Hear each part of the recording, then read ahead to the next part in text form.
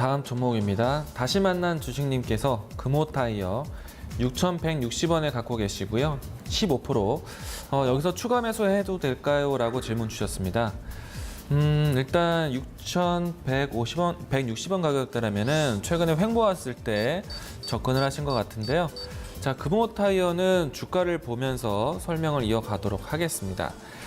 자, 우선은 주가 현재 위치를 보시면요. 지난 3월 달에 시장의 급락 기조를 좀 보이면서 주가가 상당히 신저가를 보이기도 했었는데요.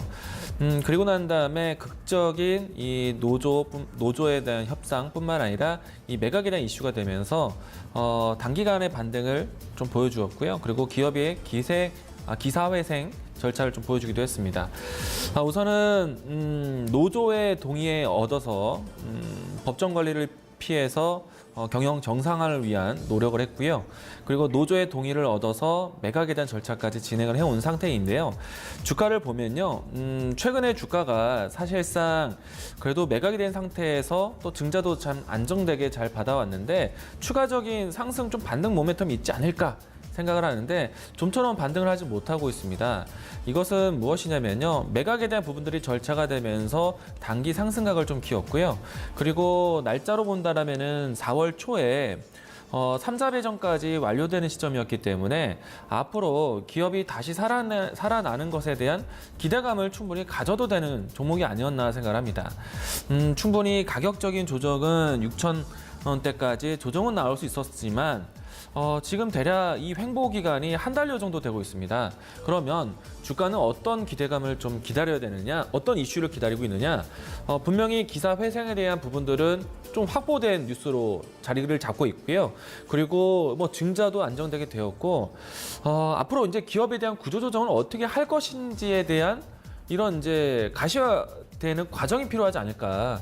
그와 같은 과정을 기다리는 시점이 아닐까 생각을 합니다.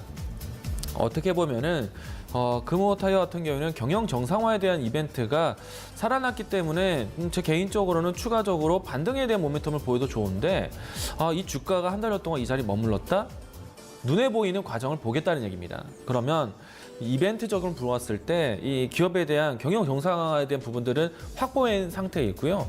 그러면 이 안에서 어떻게 진행할 것인지 과정에 대한 뉴스를 기다리고 있는 것이 아닌가 그런 생각이 들고 있는데요.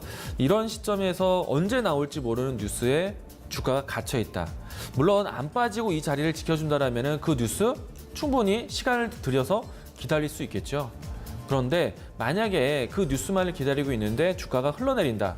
그러면 이 주가에 대한 기다림에 대한 지치는 모습들이 연출될 수도 있을 것 같습니다. 그래서 지금은 이와 같은 뉴스가 나오는 걸 기다리는 입장이긴 하지만 막연하게 기다리기보다는요. 주가에 대한 리스크 관리를 해야 된다는 점. 중요한 가격대를 제가 살펴본다면요. 5,800원이 중요한 가격대가 아닌가 생각을 합니다. 그래서 지금은 다시 만난 주식님은 추가 매수에 대한 기회를 지금 잡기보다는요. 이 과정이 어떻게 전개되는지에 대한 뉴스를 기다리되 5,800원대가 이탈한다면은 오히려 비중을 줄이면서 대응해야 되지 않을까 생각을 합니다.